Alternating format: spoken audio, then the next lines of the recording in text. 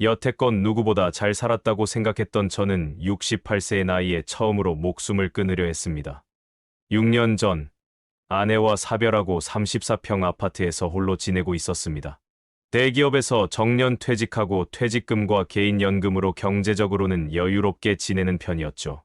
하지만 제가 오늘 소개해드릴 이야기는 많은 분들에게 경각심을 줄 만한 실화입니다. 경제적으로 여유 있었던 제가 잘못된 노년의 로맨스로 어떻게 한 번에 인생의 파국으로 이어질 수 있는지 말씀드려 보겠습니다. 끝까지 봐주시면 제가 현재 어떻게 극복하며 살아가는지도 알려드릴 테니 끝까지 시청 부탁드리고요. 채널 응원의 의미로 좋아요와 구독, 알림 설정 버튼을 눌러주세요. 여러분의 소중한 응원이 더 좋은 콘텐츠로 보답하는 원동력이 됩니다. 무료이니 마음껏 눌러주십시오. 그럼 이야기를 시작하도록 하겠습니다. 처음엔 저 혼자 있는 시간이 홀가분했습니다. 오랜 시간 안에 병간호로 지쳐 있었거든요. 취미 생활도 마음껏 즐기고 여행도 다니면서 자유로운 시간을 보냈습니다. 하지만 시간이 갈수록 외로움이 목을 조여왔습니다. 밤마다 텅 빈 침대를 바라보며 한숨만 쉬었죠. 장호 씨, 우리 아파트 동호회에 소개해드릴 분이 있는데 만나보실래요? 54세인데 지금도 젊은 분들보다 아름다우세요. 우리 아파트 동호회 회장님의 말에 처음엔 웃어넘겼습니다. 14살이나 어린 여성을 어떻게 만나나 싶었거든요. 그런데 회장님이 보여준 사진 한 장에 제 마음이 흔들렸습니다. 한국 무용가 이지연 씨라고 하더군요. 정말 54세라고는 믿기지 않을 만큼 우아하고 아름다웠습니다. 드디어 만남의 날. 고급 카페에서 처음 그녀를 만났습니다. 사진보다 더 우아한 그녀. 168cm의 한국 무용가다운 고든 자세와 날씬한 몸매. 도저히 54세로는 보이지 않았습니다. 청아한 한복 차림으로 나타난 그녀를 보는 순간 심장이 멎는 줄 알았습니다. 창호 씨 안녕하세요. 첫 인상이 참 좋으세요. 저와 같은 외로운 시간을 보내셨군요. 우리는 차를 마시며 대화를 나눴습니다. 그녀는 5년 전에 이혼했고 자녀는 딸 하나가 미국에 있다고 했습니다. 현재는 소규모 한국 무용교실을 운영하며 생활하고 있다고 하더군요. 말씀하시는 모습에서 우아함과 지적인 매력이 넘쳤습니다.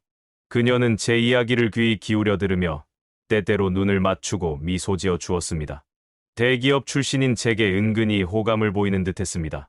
저도 그녀의 단아한 이미지와 기품 있는 매너에 자꾸 시선이 갔습니다. 창호 씨, 솔직하게 말씀드려도 될까요?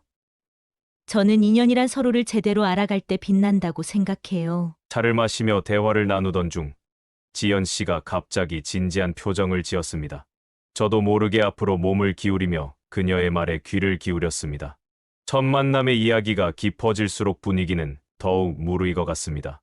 우리는 2시간 넘게 서로의 이야기를 나누었고 공통의 관심사도 많았습니다. 차를 마시던 중 지연 씨가 갑자기 화제를 바꿨습니다. 그녀의 표정이 한결 진지해졌습니다. 창호 씨, 저는 사람을 만날 때 처음부터 솔직한 게 좋다고 생각해요. 제 생각과 원하는 바를 말씀드려도 될까요? 그녀의 목소리는 부드러웠지만 눈빛은 단호했습니다. 저는 호기심이 생겨 고개를 끄덕였습니다. 지연 씨는 핸드백에서 작은 메모장을 꺼내 펼쳤습니다. 이미 준비해온 것 같았습니다. 그녀는 정중하게 4가지 조건을 제시했습니다.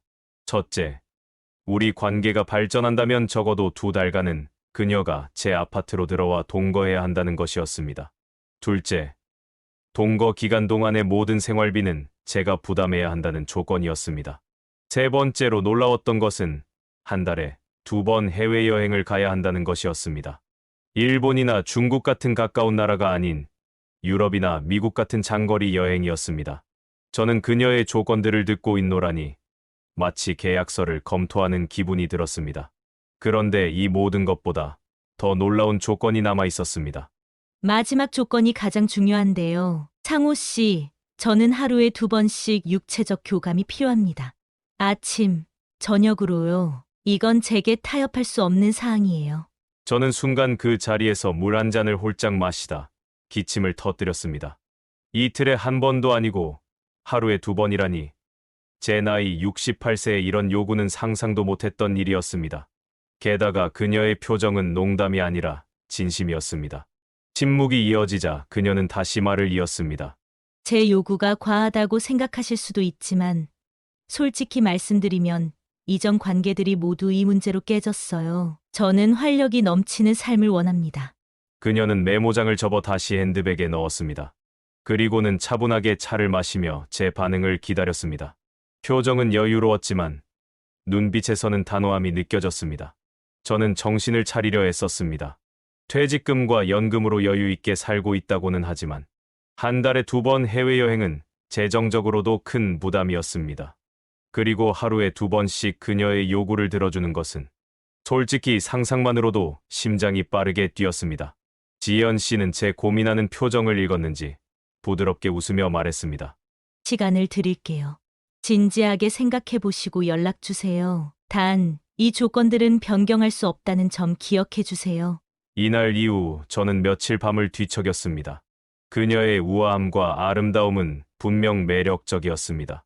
하지만 그 파격적인 조건들, 특히 마지막 조건은 제게 큰 부담으로 다가왔습니다. 그럼에도 불구하고 그녀와의 만남을 떠올릴 때마다 가슴이 설렜고 그 오랜 외로움이 사라질 것 같은 기대감이 들었습니다. 3일 동안 저는 밤잠을 설쳤습니다. 지연 씨의 조건들이 머릿속을 떠나지 않았습니다.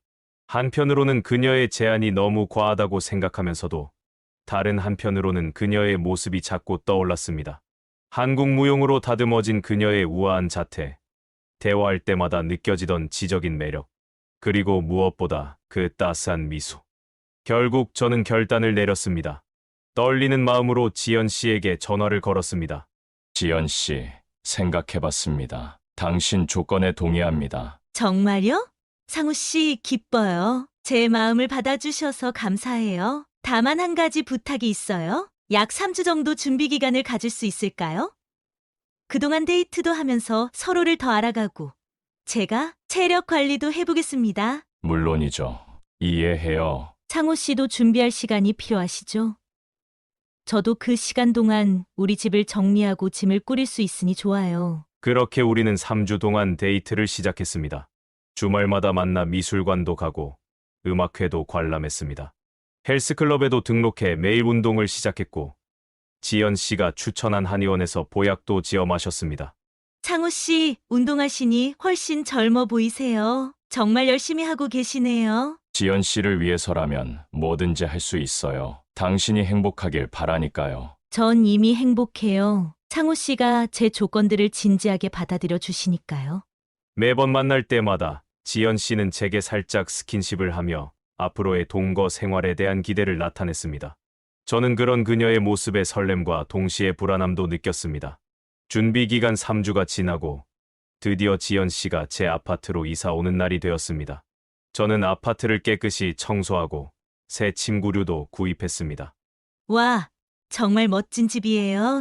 사진으로 봤을 때보다 훨씬 넓고 아늑하네요. 마음에 들어서 다행이에요. 이제 이곳이 지연 씨의 집이기도 하니까요. 상우 씨, 이사 첫날인데 제가 특별한 저녁을 준비할게요. 제 손맛 어떤지 평가해 주세요. 그날 저녁, 지연 씨는 정성스럽게 요리를 했습니다. 고급 와인과 함께 즐긴 식사는 오랜만에 느끼는 가정의 따스함이었습니다.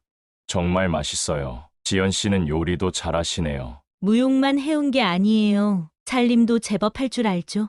앞으로 맛있는 음식 많이 해드릴게요. 식사 후 우리는 테라스에 나가 별을 보며 이야기를 나눴습니다.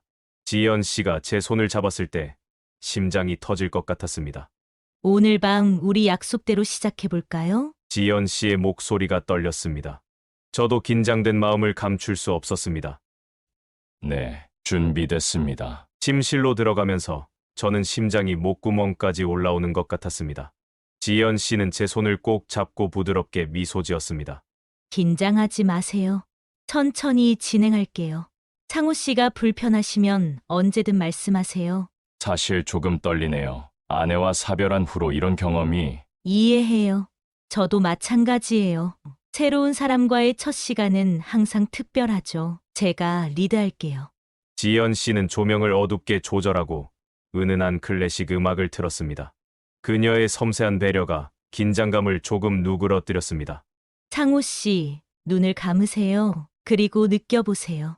지연 씨의 부드러운 손길이 제 얼굴을 쓰다듬었습니다. 그 순간 저는 오랜 세월 동안 잊고 있었던 감정들이 되살아나는 것을 느꼈습니다. 그날 밤, 우리는 서로에게 완전히 몰입했습니다. 68세의 제가 다시 청춘으로 돌아간 것 같은 밤이었습니다. 지연 씨는 모든 것을 자연스럽게 이끌었고, 저는 그녀의 리드에 따라갔습니다. 창호 씨 생각보다 더 좋았어요. 운동한 보람이 있네요. 지연 씨의 칭찬에 저는 어린아이처럼 기뻤습니다. 그녀의 품에 안겨 깊은 잠에 들었습니다. 아침이 밝아오고 지연 씨는 약속대로 다시 한번 저를 깨웠습니다. 창호 씨 일어나실래요? 아침도 즐거워야 하루가 완벽해지죠. 솔직히 저는 힘들었지만 그녀의 행복한 표정을 보니 거절할 수 없었습니다. 조금만 더 쉬었다가 안 돼요. 우리 약속했잖아요. 하루에 2번이라고. 지연 씨의 단호한 목소리에 저는 결국 눈을 떴습니다. 두 번째 시간은 첫 번째보다 더 힘들었지만 그녀를 실망시키고 싶지 않았습니다. 어떠세요? 함께 사는 첫날이 마음에 드시나요? 아침 식사를 준비하며 지연 씨가 물었습니다. 그녀는 실크 가운을 입고 주방에서 요리하는 모습이 그림처럼 아름다웠습니다. 꿈만 같아요. 지연 씨가 내 집에 있다는 게 아직도 믿기지 않네요. 앞으로 매일 이렇게 행복한 아침을 맞이할 수 있을 거예요. 창호 씨만 약속을 지켜주신다면요. 그녀의 말에 살짝 부담을 느꼈지만 그 순간만큼은 모든 것이 완벽해 보였습니다. 그렇게 우리의 동거가 시작되었습니다.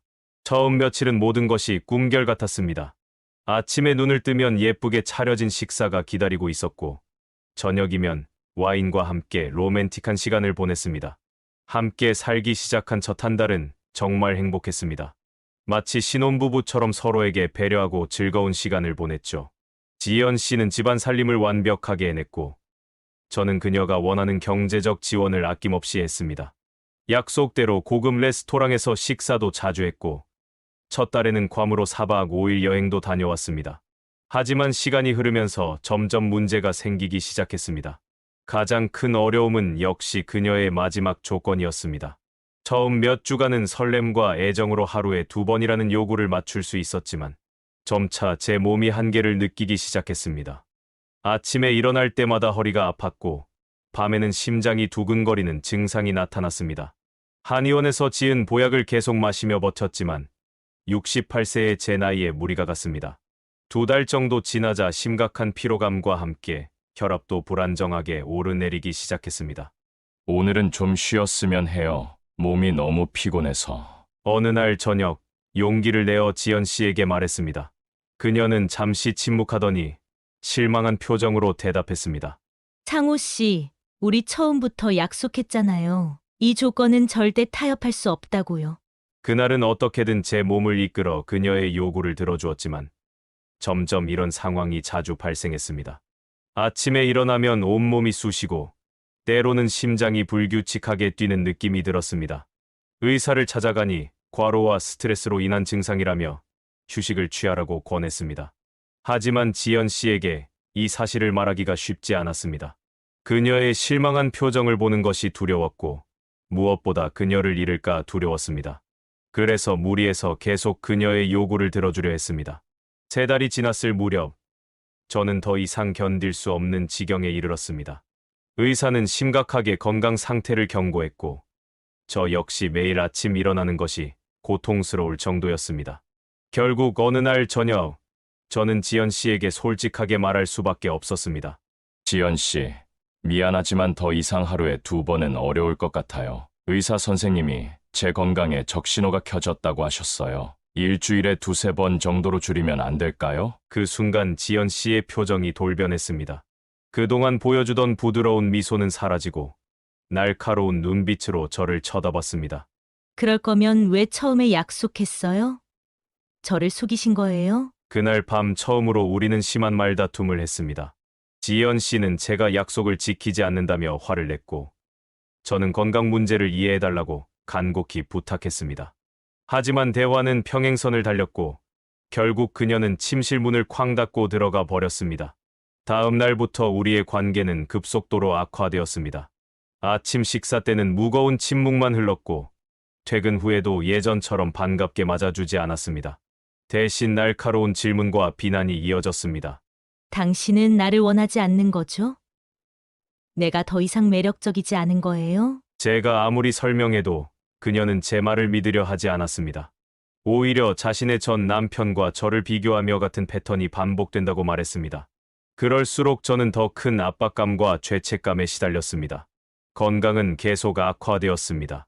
어느 날 밤에는 갑자기 가슴이 조여오는 느낌의 식은땀을 흘리며 깼습니다. 구급차를 불러 응급실에 가니 의사는 심장에 무리가 갔다며 절대 안정을 취하라고 경고했습니다. 병원에서 돌아온 후 지연 씨는 잠시 저를 걱정하는 듯했습니다. 하지만 그것도 잠시, 일주일 정도 지나자 다시 예전의 요구를 들고 나왔습니다. 이제 좀 나아지셨죠?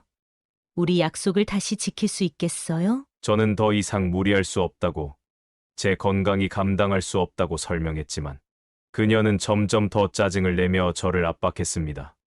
결국 우리 사이에는 깊은 골이 생겼고 함께 생활하는 것이 고통으로 변해갔습니다. 식사 시간은 침묵 속에 흘러갔고 예전에 즐기던 데이트도 의무적인 행사로 변질되었습니다.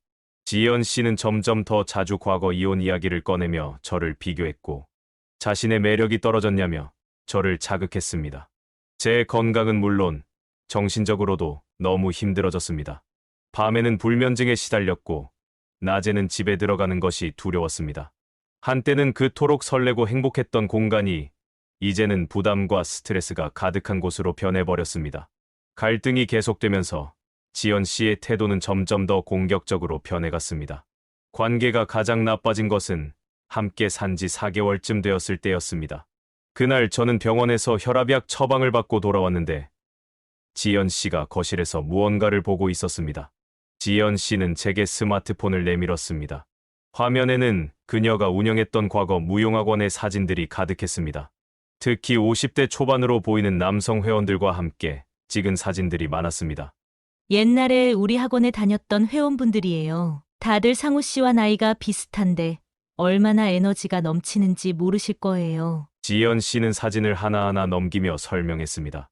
사진 속 남성들은 모두 탄탄한 체격의 활기찬 모습이었습니다. 저는 불편한 마음으로 고개를 돌렸습니다.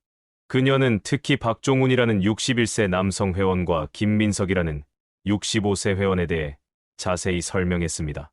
박 씨는 일주일에 4번씩 무용 수업을 받고 김 씨는 매일 아침 아내와 조깅을 한 후 저녁에 무용 수업을 듣는다고 했습니다. 지연 씨의 말에는 분명한 비교와 비난이 담겨 있었습니다. 저는 가슴이 답답해지는 것을 느꼈습니다. 그녀는 계속해서 그 회원들이 얼마나 체력이 좋고 배려심이 깊은지 강조했습니다. 특히 박종훈 씨가 그녀에게 식사 초대까지 했다는 말을 덧붙이며 저와 노골적으로 비교했습니다. 저는 더 이상 참을 수 없어 화를 내고 말았습니다. 그러자 지연 씨의 표정이 돌변했습니다.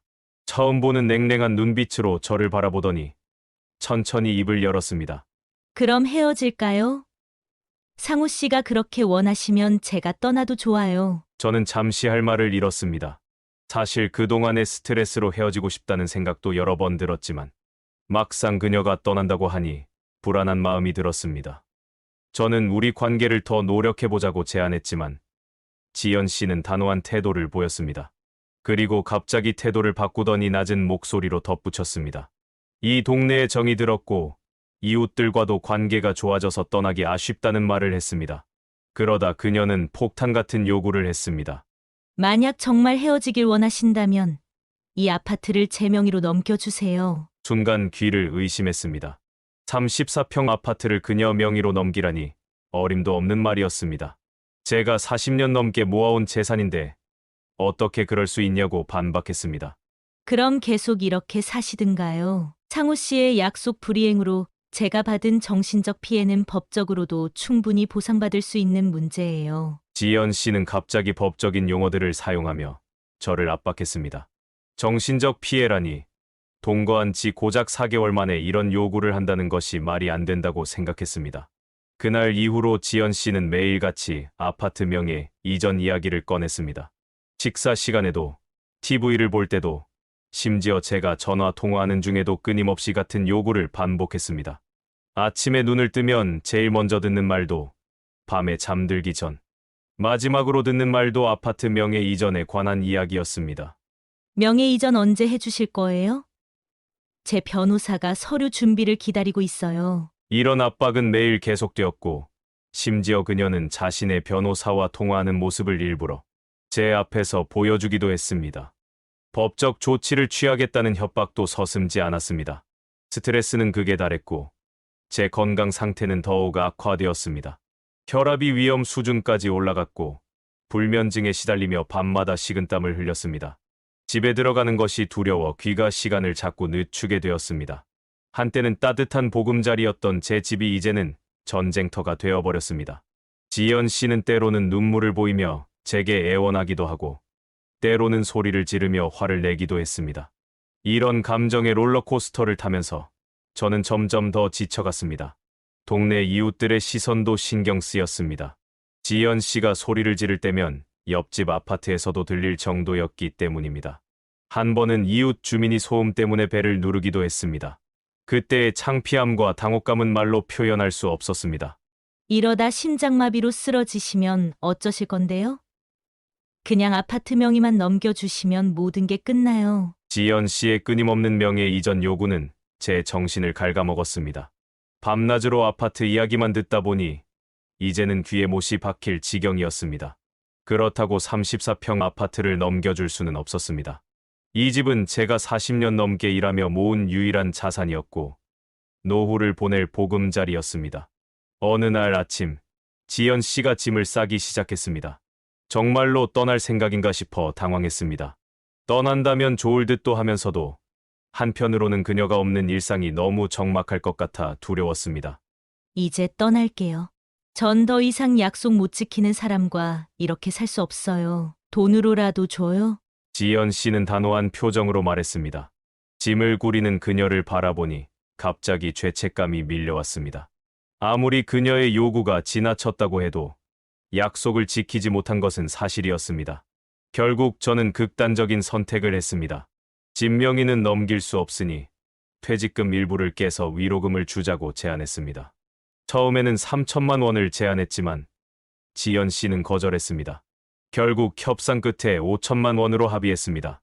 퇴직금을 일부 해지하고 적금을 깨는 데는 일주일 정도 걸렸습니다. 그동안 지연 씨는 짐을 풀고 다시 함께 지냈지만 예전과는 완전히 다른 분위기였습니다. 더 이상 잠자리 요구도 없었고 대화도 거의 없었습니다.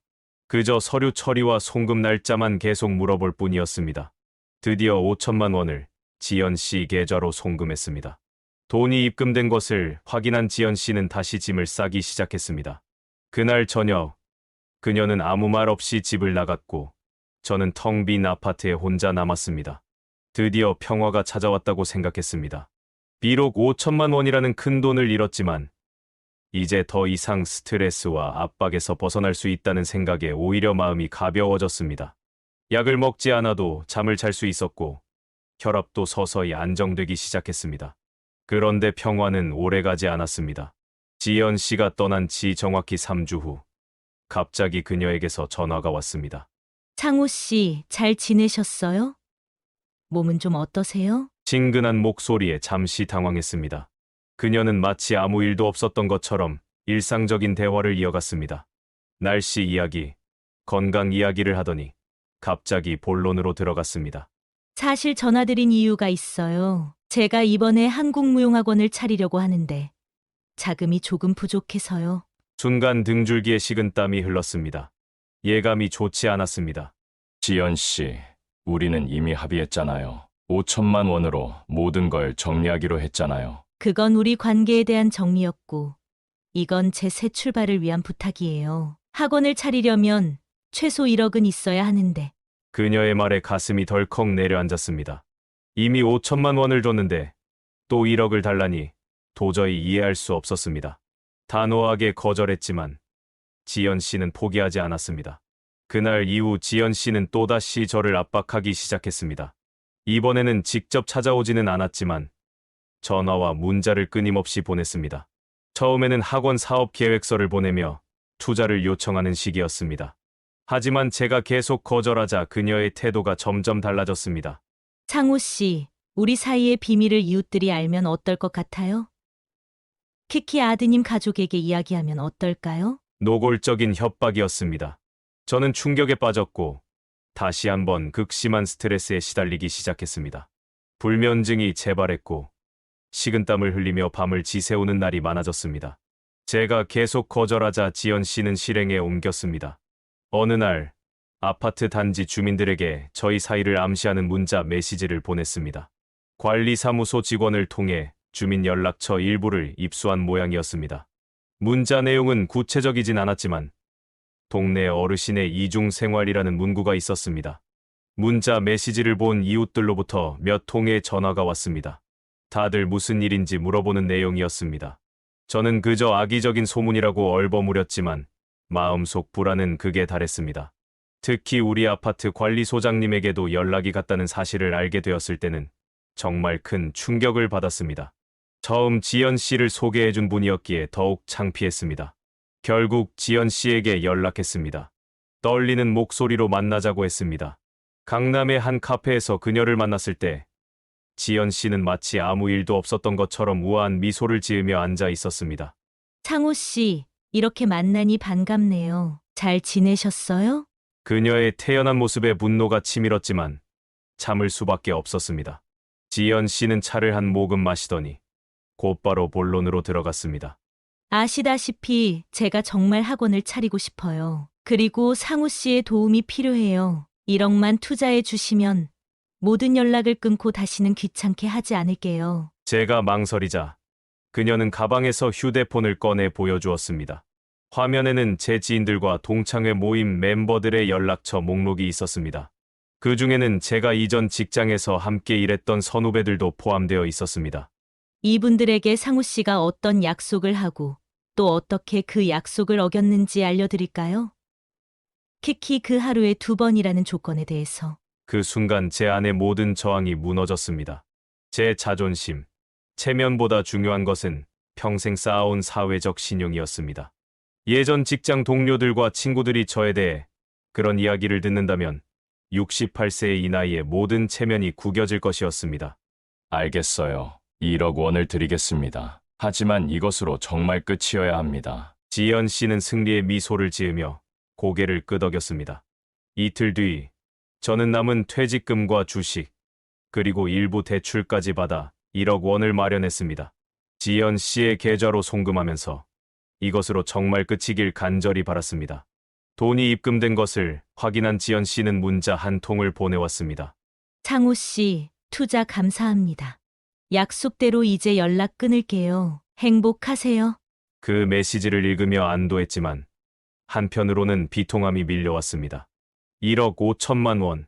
제 노후를 위해 평생 모은 돈의 상당 부분이 이렇게 허무하게 사라졌습니다. 3일 후 동네 마트에서 장을 보고 있을 때였습니다. 우연히 지인을 만났는데 그가 뜻밖의 말을 했습니다. 장호 씨, 지연 씨가 무용학원 차렸다면서요? 아주 좋은 위치에 큰 규모로 시작했다고 하던데. 충격이었습니다. 지연 씨는 정말로 학원을 차렸습니다. 그날 밤 저는 인터넷으로 지연 씨의 학원을 검색해 보았습니다. 정말로 시내 번화가에 고급스러운 한국 무용학원이 오픈했고 원장은 이지연이라고 소개되어 있었습니다. 더 큰 충격은 그 다음이었습니다. 학원 홈페이지에 게시된 사진 속에는 낯익은 얼굴들이 보였습니다. 우리 아파트에 사는 주민들 몇 명이 등록한 첫 회원으로 소개되어 있었습니다. 지연 씨는 제 이웃들을 자신의 사업에 끌어들인 것입니다. 가슴이 무너져 내렸습니다. 지연 씨는 제 돈으로 학원을 차렸을 뿐만 아니라 제 이웃들까지 끌어들였고 제 이름까지 공개적으로 이용했습니다. 이제 그녀는 제 삶의 영역에 깊숙이 침투해 있었고 언제든 저를 다시 괴롭힐 수 있는 위치에 있었습니다. 불안과 두려움이 극에 달했습니다. 더 이상 이 아파트에 살 수 없다는 생각이 들었습니다. 혹시라도 지연 씨가 또다시 나타나 저를 괴롭히면 어떡하나 하는 공포가 밤마다 저를 덮쳤습니다. 결국 저는 극단적인 결정을 내렸습니다. 30년 넘게 살아온 아파트를 팔고 아무도 저를 모르는 곳으로 이사가기로 한 것입니다. 아파트를 매물로 내놓은 후 제 마음은 조금 편안해졌습니다. 하지만 그것도 잠시. 지연 씨는 또다시 제 삶의 그림자를 드리웠습니다. 어느 날 아침 문자 한 통이 왔습니다. 창호 씨, 지난번에 보내주신 투자금으로 학원이 잘 운영되고 있어요. 혹시 시간 되시면 한번 방문해 보세요. 우리 동네 주민들도 많이 다니고 있답니다. 처음에는 무시했습니다. 하지만 이후로도 비슷한 문자가 계속 이어졌습니다. 지연 씨는 마치 우리가 여전히 친밀한 관계인 것처럼 행동했고, 이것이 저를 더욱 불안하게 만들었습니다. 매주 금요일마다 지연 씨는 학원 소식과 함께 사진을 보내왔습니다. 그 사진들 속에는 우리 아파트 주민들이 무용을 배우는 모습이 담겨 있었습니다. 때로는 우리 동네 이웃들과 함께 찍은 단체 사진도 있었습니다. 그럴 때마다 상호 씨 덕분이라는 말을 빼놓지 않았습니다. 부동산에서 연락이 왔을 때는 정말 다행이라고 생각했습니다. 아파트에 좋은 매수자가 나타났고 빠르면 한 달 안에 계약을 마무리할 수 있다고 했습니다. 이제 곧 이 악몽 같은 상황에서 벗어날 수 있을 것 같았습니다. 그러나 지연 씨는 제가 아파트를 팔려고 한다는 소식을 어떻게 알았는지 갑자기 저에게 직접 찾아왔습니다. 현관벨이 울렸을 때 문을 열고 그녀를 마주한 순간 온몸에 소름이 돋았습니다.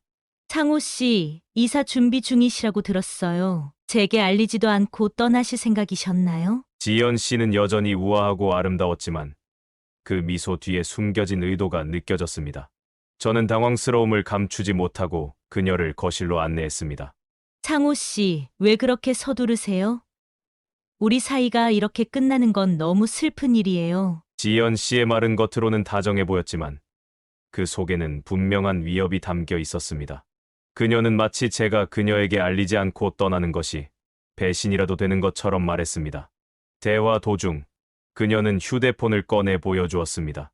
화면에는 제가 매물로 내놓은 아파트의 부동산 정보가 떠 있었습니다. 그리고 놀랍게도 저희 새로운 이주 예정지까지 조사해 놓은 상태였습니다. 성남에 있는 이 아파트로 가실 계획이신가 봐요? 좋은 동네지만 서울보다는 좀 외진 곳이네요. 순간 등줄기에 식은땀이 흘렀습니다. 지연 씨가 어떻게 그 정보까지 알아냈는지 충격적이었습니다. 부동산 중개인과만 상의했던 내용이었는데 그녀는 이미 모든 것을 알고 있었습니다. 지연 씨, 이제 그만해요. 우리는 더 이상 관계가 없어요. 당신이 원하는 것은 다 줬잖아요. 제 말에 지연 씨의 표정이 순간 굳어졌다가 곧 부드러운 미소로 바뀌었습니다. 물론이죠. 하지만 상우 씨가 떠나시면 제가 이 동네에서 누구를 의지해야 할지 모르겠어요. 학원 운영도 어려워질 거고 게다가 상우 씨를 소개해 준 분들에게 설명하기도 곤란하고요. 그녀의 말은 분명한 협박이었습니다. 저는 더 이상 참을 수 없었습니다. 원하는 게 뭐예요? 이미 당신에게 1억 5천만 원을 줬잖아요. 지연 씨는 잠시 침묵하더니 조용히 대답했습니다. 제가 원하는 건 상우 씨가 떠나지 않는 거예요. 계속 이 동네에 남아서 가끔 저를 도와주시는 거죠. 학원 행사에 참석도 해주시고. 그 말을 듣는 순간 저는 결심했습니다. 어떤 희생을 치르더라도 이 사람에게서 벗어나야 한다고 말입니다. 그날 저녁 부동산에 연락해 가격을 대폭 낮추더라도 빨리 매매를 진행해달라고 부탁했습니다. 다행히 일주일 만에 계약이 성사되었고 2달 후면 이사를 갈 수 있게 되었습니다. 그동안 지연 씨는 계속해서 연락을 시도했지만 저는 최대한 대응하지 않았습니다. 단지 이사 날짜만큼은 절대 알려주지 않았습니다. 이사 당일 저는 새벽 일찍 이삿짐 트럭을 불러 서둘러 짐을 옮겼습니다. 30년 넘게 살았던 집을 떠나는 순간 가슴이 먹먹했습니다. 하지만 이것이 제 평화를 위한 유일한 선택이라는 것을 알고 있었습니다. 성남의 조용한 아파트로 이사한 후 저는 이전 번호를 해지하고 새 전화번호를 만들었습니다. SNS 계정도 모두 삭제했고 가능한 한 디지털 흔적을 지우려고 노력했습니다. 마치 도망자처럼 살게 된 것입니다. 그렇게 몇 주가 지났을 때 문득 우편함에서 한 장의 엽서를 발견했습니다. 보낸 사람 이름은 없었지만 내용을 보는 순간 온몸이 얼어붙었습니다. 창호 씨, 새 집은 어떠세요? 언젠가 방문해 볼게요. 그렇게 성남의 조용한 아파트에서 새 생활을 시작한 지 6개월이 지났습니다. 아파트를 팔고 이쪽으로 이사 오니 차액도 꽤 남았습니다. 경제적으로는 여전히 여유가 있었지만 제 마음의 상처는 쉽게 아물지 않았습니다. 처음 몇 주간은 정말 평화로웠습니다. 지연 씨의 연락도 끊기고 새로운 환경에서 조용히 지내며 마음의 안정을 찾아가는 듯했습니다. 하지만 그 평화는 오래가지 못했습니다. 어느 날부터 다시 모르는 번호로 문자가 오기 시작했습니다. 모르는 번호였지만 내용을 보면 지연 씨임을 단번에 알 수 있었습니다. 처음에는 잘 지내시나요? 라는 단순한 안부에서 시작했지만 점차 학원이 잘 되고 있어요. 상호 씨 덕분이에요. 와 같은 메시지로 변해갔습니다. 문자를 무시하자 이번에는 이메일이 오기 시작했습니다. 학원 소식과 함께 사진들이 첨부되어 있었습니다. 그 사진들 중에는 제가 그곳에 살 때 찍었던 사진들도 있었습니다. 지연 씨는 어떻게든 저와의 연결을 유지하려 했습니다. 번호를 또 바꾸고 이메일도 차단했지만 그녀는 계속해서 새로운 방법을 찾아냈습니다. 심지어 제 새 아파트 경비실로 택배를 보내기도 했습니다. 택배 상자 안에는 한국무용공연 초대장과 함께 후원자 김상호 님께라는 메시지가 적혀 있었습니다. 밤마다 전화기가 울릴까 두려워 잠들기 전에 휴대폰을 꺼두곤 했습니다. 하지만 깊은 잠을 이루는 것은 불가능했습니다. 자다가도 벌떡 일어나는 일이 잦아졌고 식은땀을 흘리며 악몽에 시달렸습니다. 오늘도 잠을 못 주무셨군요. 눈 밑이 퀭하네요. 병원에서 만난 의사 선생님의 말씀이었습니다. 불면증이 심해져 병원을 찾았지만 약을 먹어도 깊은 잠을 이루지 못했습니다. 의사는 심리 상담도 받아보라고 권했습니다. 이런 증상은 심각한 스트레스나 트라우마로 인한 것일 수 있습니다. 우울증 검사도 받아보시는 게 좋겠어요. 검사 결과는 예상대로였습니다. 중증 우울증과 불안장애 진단을 받았습니다. 의사는 약물 치료와 함께 정신과 상담을 병행하라고 권했습니다. 하지만 제게는 누구에게도 말할 수 없는 비밀이 있었습니다. 그 비밀을 털어놓지 않고는 어떤 상담도 효과가 없을 것 같았습니다. 건강은 나날이 악화되었습니다. 식욕이 떨어져 체중이 급격히 줄었고 혈압은 불안정하게 오르내렸습니다. 가끔은 가슴이 답답하고 숨이 막히는 느낌이 들어 응급실을 찾기도 했습니다. 의사들은 모두 시민성 질환이라고 했습니다. 마음의 병이 몸으로 나타나고 있었던 것입니다. 김상우님, 무슨 일이 있으신지 말씀해 주셔야 도움을 드릴 수 있습니다. 심리 상담사의 따뜻한 권유에도 저는 쉽게 입을 열지 못했습니다. 68세의 노인이 황혼에 만난 연인에게 당한 협박과 금전적 피해, 그리고 그 후에 집요한 스토킹까지. 이런 이야기를 누구에게 털어놓는다는 것이 얼마나 부끄러운 일인지 모릅니다. 매일 아침 눈을 뜨는 것이 두려워졌습니다. 오늘은 또 어떤 방식으로 지연 씨가 제 삶에 침입해올지 모르는 불안감이 항상 저를 짓눌렀습니다.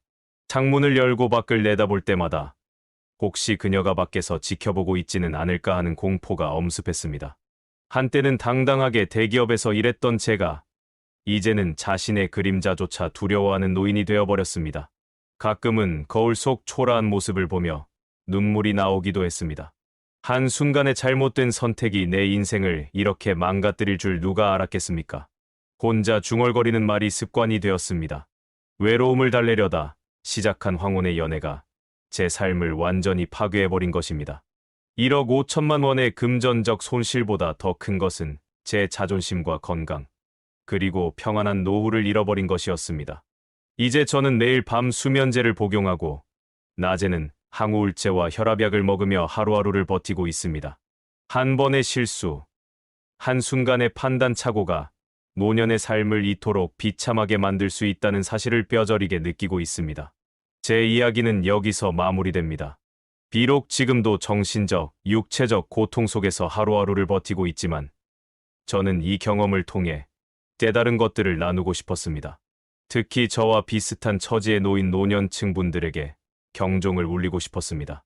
노년의 외로움은 정말 견디기 힘든 것입니다. 배우자를 먼저 떠나보내고 홀로 남겨졌을 때 그 공허함은 상상 이상으로 크고 깊습니다. 자녀들은 모두 각자의 가정을 꾸리고 바쁘게 살아가기에 노인의 외로움을 완전히 채워줄 수는 없습니다. 그렇다고 해서 그 외로움을 달래기 위해 서둘러 새로운 관계를 시작하는 것은 매우 위험할 수 있습니다. 첫 만남에서부터 동거를 제안하거나 경제적 지원을 요구하는 사람은 절대 믿지 마세요. 진정한 관계는 천천히 서로를 존중하며 발전해야 합니다. 제 경우처럼 처음부터 물질적인 조건이나 지나친 요구를 내세우는 사람은 진심으로 여러분을 생각하는 것이 아닐 가능성이 큽니다. 특히 은퇴 후 경제적으로 여유가 있는 남성들은 이런 유형의 사기나 착취에 더 취약할 수 있습니다. 노년의 연애나 재혼을 준비하신다면 충분한 시간을 두고 상대방을 알아가는 것이 중요합니다. 최소 6개월에서 1년 정도는 데이트만 하면서 상대의 성격, 가치관, 생활 패턴 등을 파악하세요. 그리고 반드시 주변 지인들이나 가족들에게 상담을 구하시기 바랍니다. 주변 사람들의 조언을 무시하지 마세요. 때로는 제3자가 더 객관적으로 상황을 볼 수 있습니다. 제가 그때 주변 사람들과 상의했더라면 이런 실수는 하지 않았을 겁니다. 또한 새로운 관계를 시작할 때는 법적인 부분도 고려하세요. 재산 관리나 동거 계약 등에 대해 명확히 합의하고 필요하다면 서면으로 작성하는 것이 좋습니다. 전문가의 법률 자문을 구하는 것도 현명한 선택입니다. 무엇보다 건강하고 활기찬 노후 생활을 위해서는 다양한 사회적 관계를 유지하는 것이 중요합니다. 한 사람에게 모든 정서적 의존을 하기보다는 친구들, 취미 동호회, 봉사활동 등을 통해 폭넓은 인간관계를 맺으세요. 외로움을 달래기 위한 최선의 방법은 의미 있는 활동에 참여하는 것입니다. 저는 지금 복지관에서 바둑 동호회에 가입했고 주 2회 산책 모임에도 나가고 있습니다. 제 이야기가 어쩌면 극단적인 사례로 들릴 수도 있습니다. 하지만 이런 사례가 생각보다 흔하다는 것을 알아주셨으면 합니다. 노년의 외로움을 파고드는 사람들, 특히 경제적으로 여유 있는 노인을 노리는 사람들이 생각보다 많이 있습니다. 비록 저는 1억 5천만 원이라는 큰 돈과 30년 넘게 살던 집, 그리고 건강까지 잃었지만 여러분은 제 실수를 반면교사 삼아 더 현명한 선택을 하셨으면 합니다. 노년의 사랑이 불가능하다는 것이 아닙니다. 다만 서두르지 말고 신중하게, 그리고 주변의 조언을 귀담아 들으며 진행하시라는 것입니다. 제 이야기를 들어주셔서 감사합니다. 여러분의 황혼이 외롭지 않고 행복하고 건강한 시간이 되기를 진심으로 기원합니다. 모든 선택에는 책임이 따릅니다. 특히 노년기의 선택은 남은 인생 전체에 큰 영향을 미칠 수 있습니다. 부디 신중하게 결정하시고 무엇보다 자신의 건강과 안녕을 최우선으로 생각하시기 바랍니다. 여러분들이 구독, 좋아요, 알림 설정을 해주신다면 많은 위로가 될 것 같습니다. 저에게 해주고 싶은 말씀이 있으시다면 댓글로 남겨주시면 감사하겠습니다. 끝까지 들어주셔서